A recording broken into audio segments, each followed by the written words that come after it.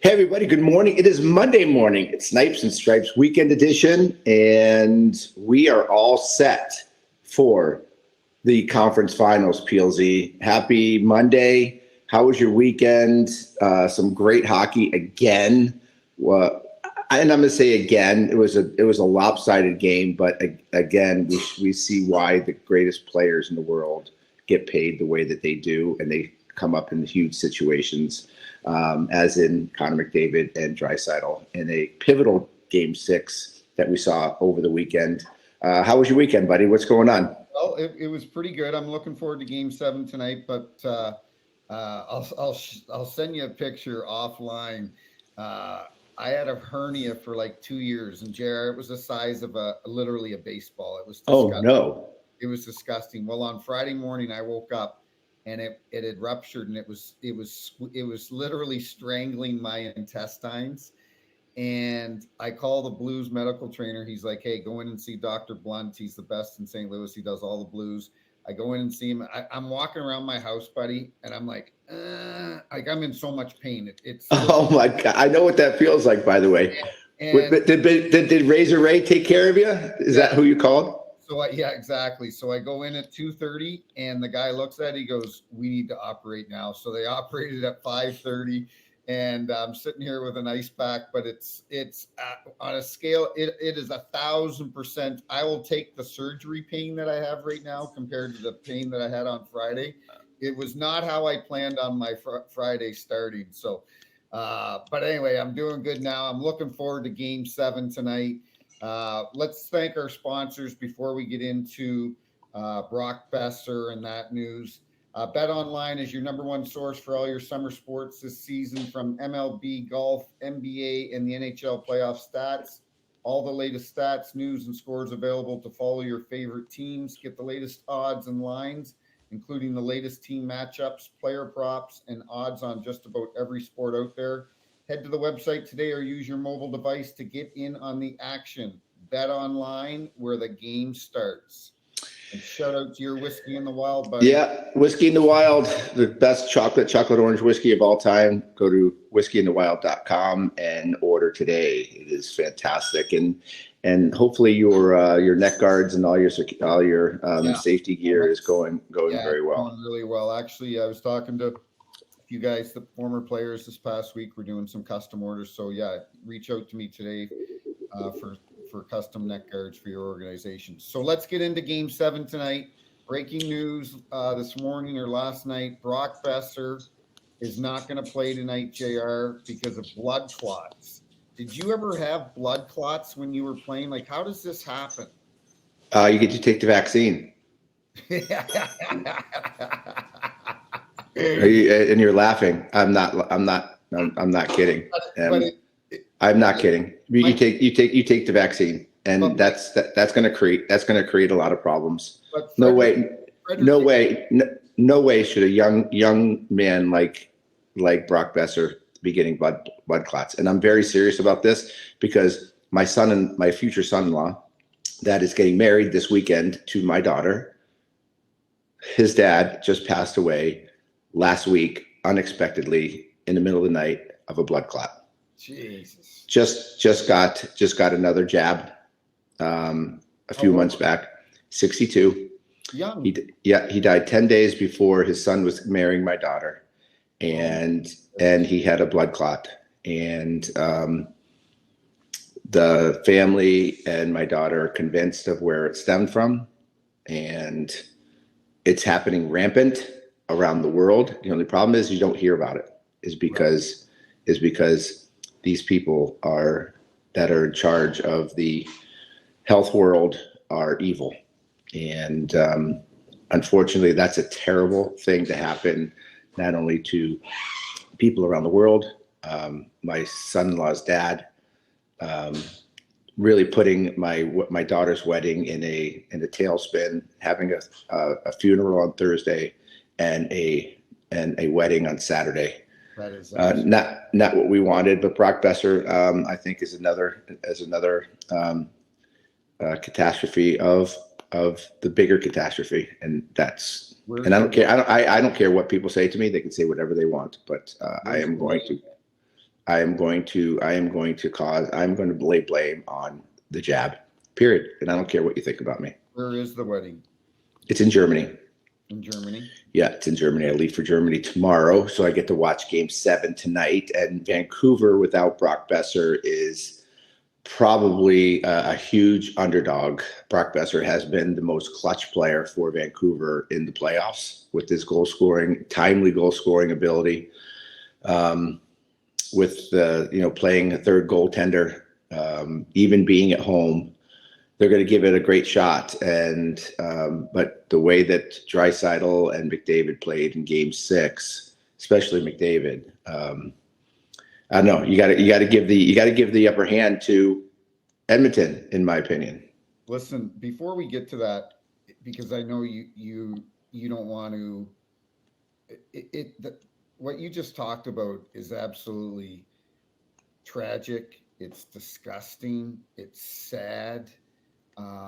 So many different words that you could use to describe it, and it's ironic that you brought that up, because I ran into a guy this past weekend at the rink, and he's an off-ice official here in St. Louis, and he's also he's older. He's in his 60s. He's also a supervisor for the local minor hockey. And I walked up to him and I'm like, Jerry, are you okay? And he's like struggling to walk down the hallway. And he goes, Peelsy, he goes, I had a stroke a few weeks ago. And I'm like, a stroke?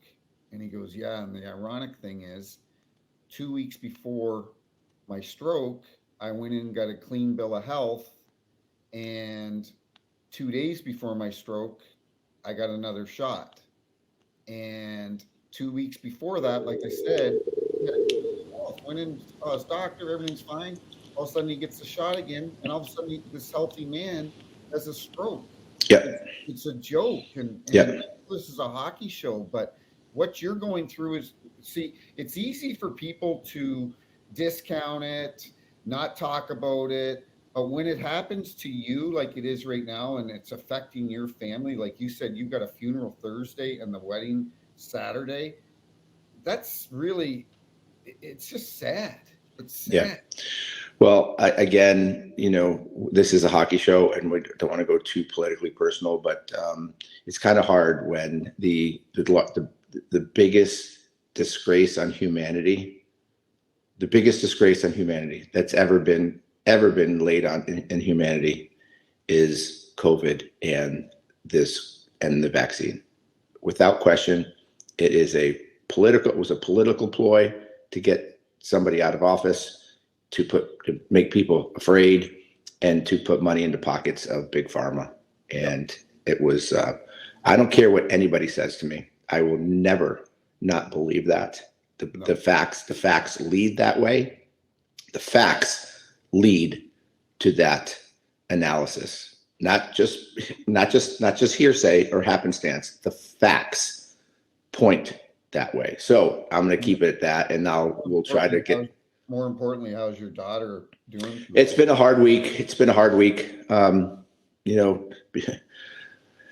Again, you want the greatest moment in your lifetime, to marry the person that you love, and to have a very important person that you love in your life pass away right before that. It's very difficult. So it's going to be, it's a celebration. We're looking at it. It's a celebration of life and a celebration of love. So it's not too often you get to be around all the people that you love in both happy and sad situations. To all our listeners out there, JR's, your daughter is like a world-class rider in Germany, yes. Correct? Yeah. Yes. She's one of the top riders and will probably be competing in the World Championships in September for the US. And she is a superstar for sure. Yeah, that's awesome. Yeah. Yeah, Brock Besser, buddy, 7 goals, 5 assists, 12 playoff games so far. You know what? Going back to Vancouver, Tocchet is going to have those guys ready. But I got to tell you, if I was to bet on this game and bet on it through Bet Online, I think I got to take Edmonton, bud. 100%. You 100% have to. Without Besser, who has been, like I said, the key goal scorer. I mean, look what he did against Nashville. Right. 2 goals in the last minute. Look what he did. He scored that, the game tying goal, Yep. just the other day against Edmonton, although they did lose late in the game. But he has been the key goal scorer. You're not getting anything from Elias Pettersson. No. He's been quiet, and you can see he's just outmatched in terms of his strength and the pace of the game. Whether that's mental or physical, you take your pick. I think JT Miller has been good, Yep. but hasn't been overly great. And who's going to step up? Who's going to step up for that team? Who's going to step up and take that big chunk of offense that they're losing with Brock Besser? I mean, Connor Garland can only do so much. I mean, he's small, he's weak, he's not good inside. He's a good perimeter player. He's getting thrown around a lot, but I don't. Who's the guy who's going to pick up that goal scoring?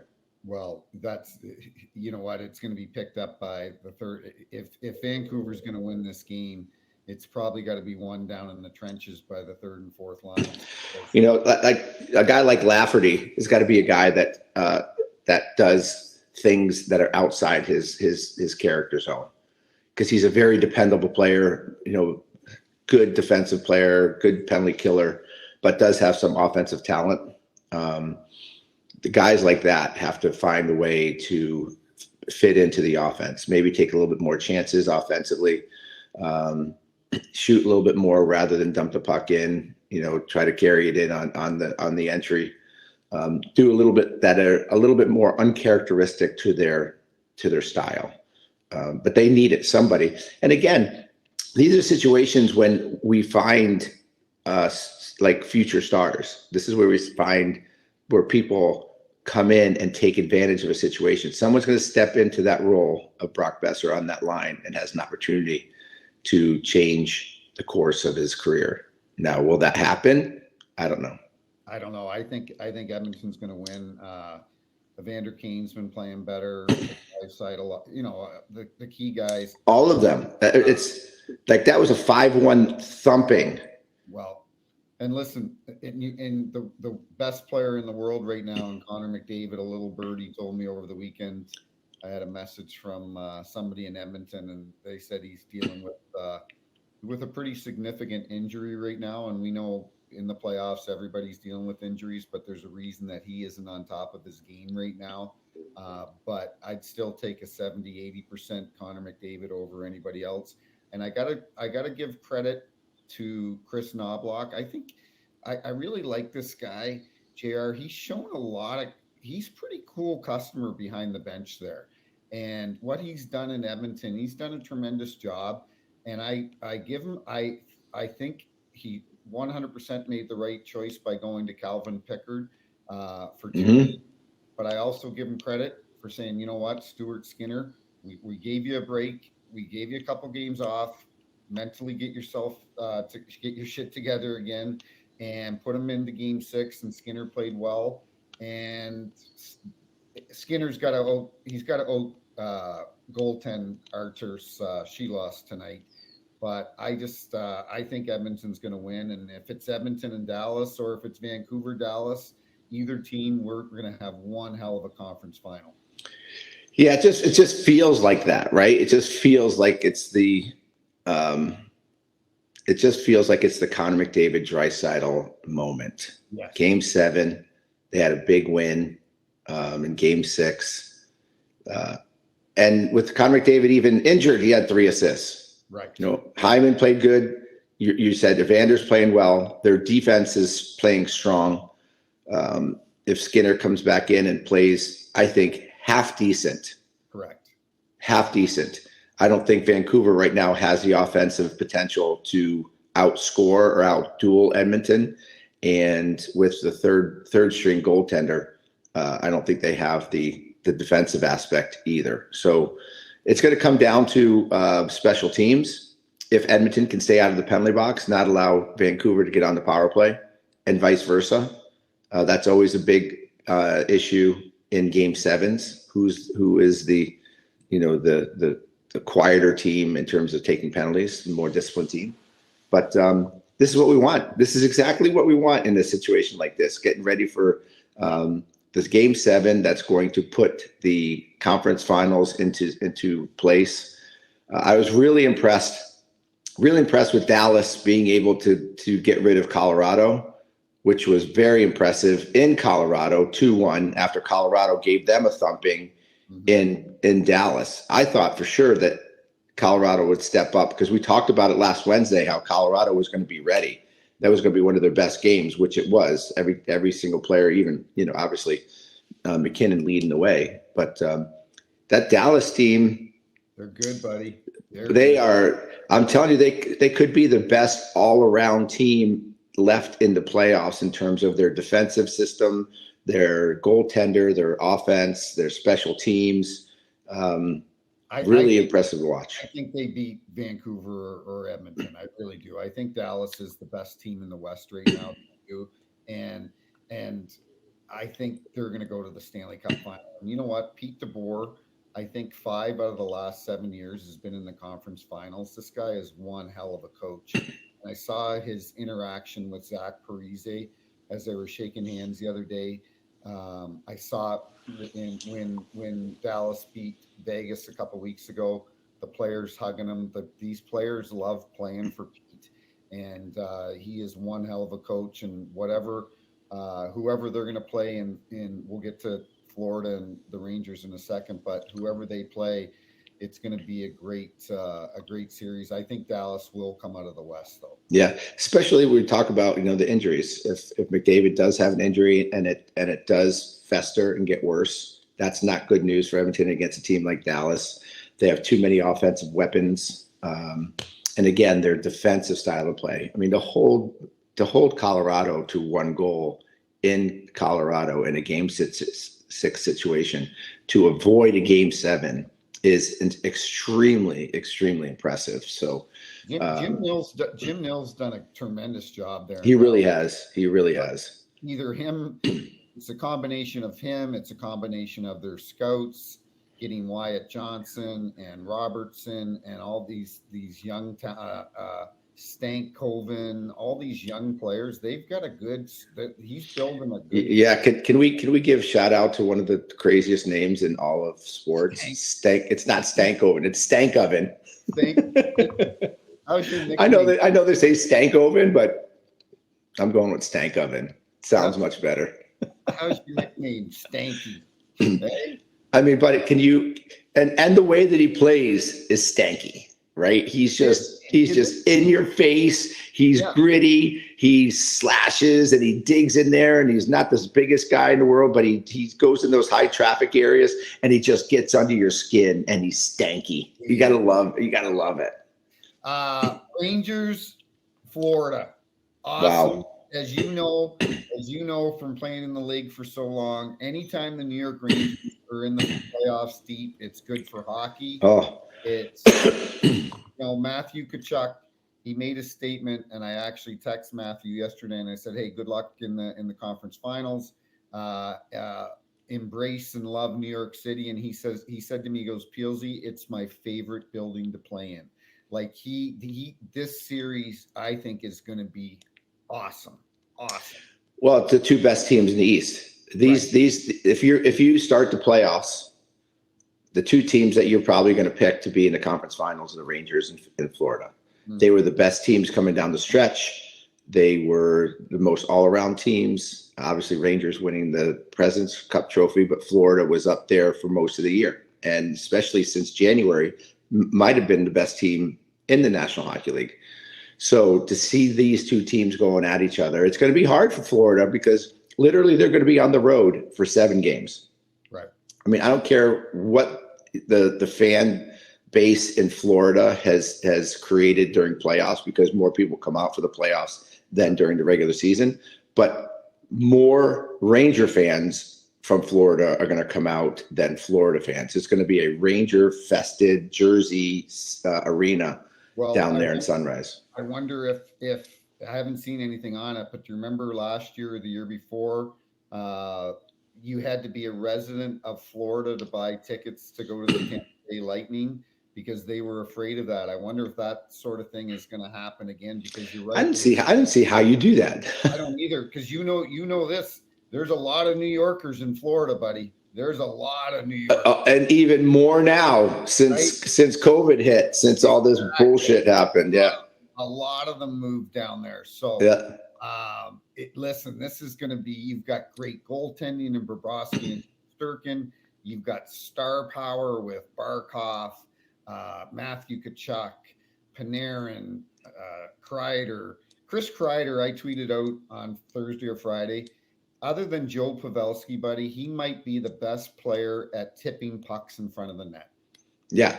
It's unbelievable. And I saw a clip yesterday. They've got a light skate probably, and there he is in front of the net tipping pucks. It's unbelievable. He's incredible.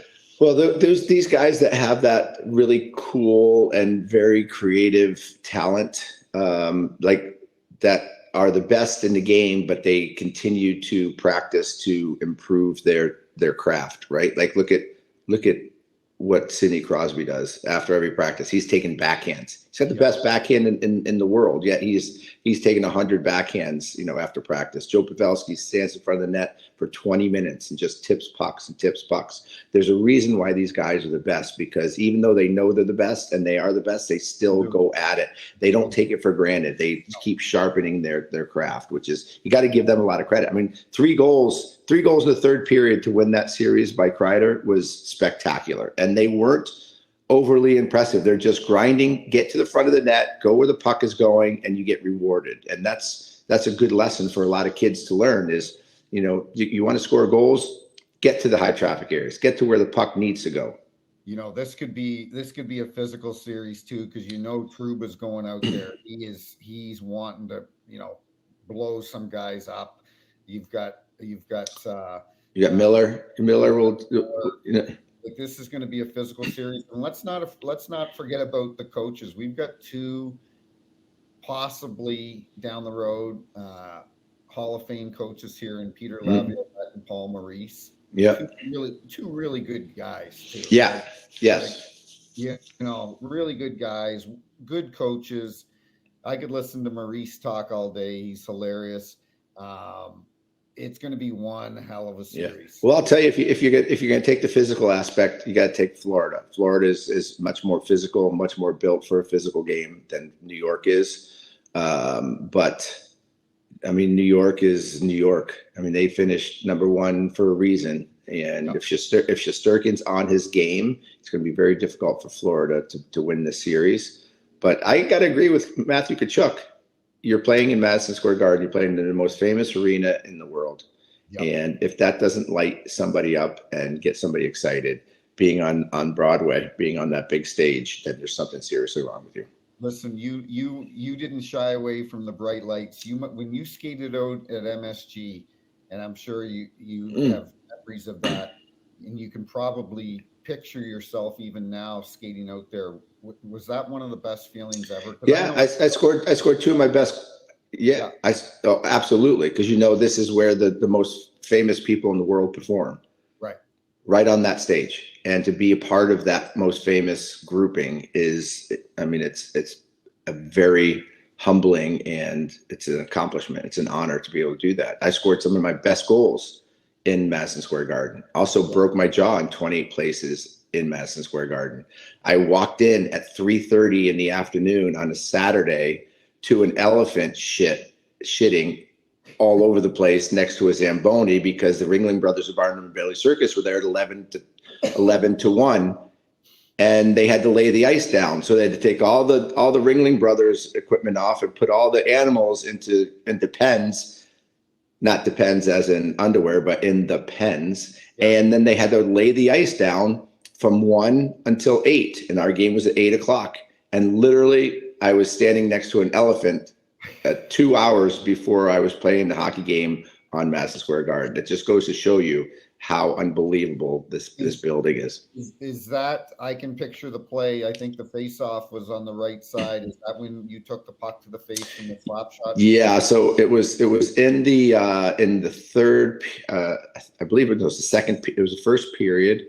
It was in the Zamboni end. It was in the Zamboni end and the Zamboni corner. I lost the face off, and the puck just came just on a tee, came back to Boris Moranov, who just walked into a slap shot, and I saw it right when it was 2 inches from my mouth, from the middle of my mouth, and I was able to turn my head just enough to where it hit my chin and just exploded my whole jaw out of my head.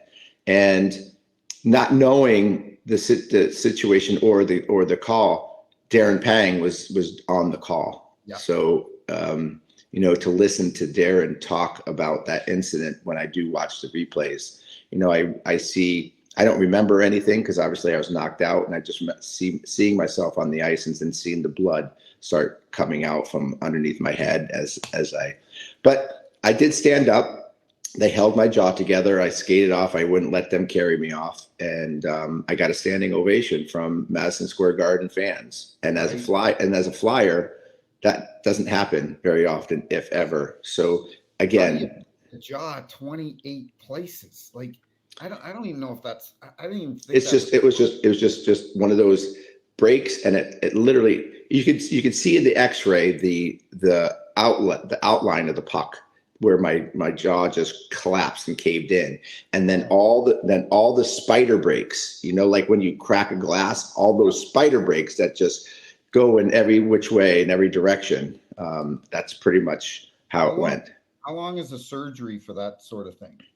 2-3 hours? It was a 6-hour surgery. 6-hour surgery. I was in the hospital for a day and a half afterwards, and I remember there was a game in Philly. Our next game was in Philly, and the Flyers were sending a car to pick me up at the hospital up in New York. Yeah. And the police department sent a police escort with the limousine to get me. No. And then they picked me up in New York, and then they gave me a police escort down the New Jersey Turnpike, and we went straight to Wells Fargo Arena, where I sat in the box and watched the Flyers play the next game with my face. I looked like Rocky Dennis from The Mask. Yeah. From The Mask, literally, like my face was massive, and I watched that game, and then 8 weeks later, they said I could play, and it was really close to playoff time, and we needed a big win and for positioning. And I remember going into the locker room at 3:30, and with my suit on, I still was wired shut. And I said to the doctors, I said, okay, take the wires off because it's 8 weeks today. You said I can play in 8 weeks. I've been skating, obviously I can skate and keep up my skating. The doctor's like, no, we can't take them off tonight. We're going to take them off in the office tomorrow and make sure everything's okay. I said, no, we have a huge game tonight. Yeah. You're taking them off right now. And they're like, no, we're not. So I called Harry Bricker, who was our equipment trainer. Harry, yeah. Yeah. And I told Harry, go get wire clippers, wire cutters, and pliers. Yep. And bring them in here. So he brings in the wire cutters and the pliers, and I literally start clipping, clip, and then started pulling the wire out of my teeth. That is right. So I'm pulling them out, and the doctor's like, "No, stop!" Just freaking out that I'm bleeding because I'm pulling them out myself. And he's like, "Okay, we'll do it." So they took them all out, and I ended up playing that night and actually playing prety well. But that is unbelievable. Yeah. Unbelievable. Yeah. You are an absolute maniac. Yeah. I still remember the clip, and because they have those wires that go through your teeth like a sewing machine. And I just remember I can feel it still, and the sound as I'm just clipping, I pull the wire out between my teeth. Oh my God. And this was like at 3:45 in the afternoon, and I'm just like, there's no way I'm not playing in this game. Did you lose during that whole thing? Like 8 weeks? Not too much. I actually, because I had broken my jaw earlier against Dallas in 1999, so I understood. My wife Tracy, who is just an absolute saint, found a way to keep my weight. She would puree any type of food. Like she would puree a steak, she would puree chicken, and with heavy cream, and make it taste so good. But I had like full course meals in a shake form. And I actually kept my weight, never lost any weight, especially on the second jaw break, which was amazing. Unbelievable. Hey, Yeah. before we go, we do need to just touch on Craig Berube going to Toronto. Got a 4-year deal. I heard it's $5 million a year. So shout out to Chief. Nice. Good for you, Chief, because he is, as you know, one of the best guys ever. And the perfect hire. The perfect hire. Perfect hire. He'll do a great job. But guess what? They still need to make changes there because their defense is not built for the playoffs. Nope. It's not. It's not. Their defense, their goaltending, and unfortunately, a couple players that need a change of scenery. But I talked to Chief a while ago, and I said, growing up as a kid, did you ever think that there'd be the possibility? This before he had signed with Toronto, and I said, you've got Jersey after you, you've got Toronto. I think Ottawa was interested, a few teams. I said, if Toronto offers you the job, you have to take it. And he goes, yeah, it's the Toronto Maple Leafs. Like as much Pressure, just the media. attention. Exactly. It's going to be insane. But you know what? You get an opportunity to coach one of the most storied franchises. You got to take it. Yeah. Well, listen, if there's any coach that doesn't give a shit about the noise, it's Craig Berube. He is a guy that is he's going to coach the way he wants. He's going to coach the way the team needs to be coached. He's going to say what he feels, and he's going to tell everybody else to pound sand. Yep. And you got to love that about him. If he wins the Stanley Cup, JR, in Toronto, he's punching his ticket into the Hockey Hall of Fame. Really. Yeah. Right? You know what I mean? Yeah. And for a guy that I think was undrafted, played over 1,000 games, was an absolute warrior in this league, to even be considered to be in the Hockey Hall of Fame, nobody thought of that of Craig Berube during his playing career. So good for him. I'm happy for him. He'll do a great job there. Like you said, he's going to hold people accountable, but Levin's got to also help him out and change some things up there as far as their defense and, like you alluded to, their goaltending. So, yep. Awesome.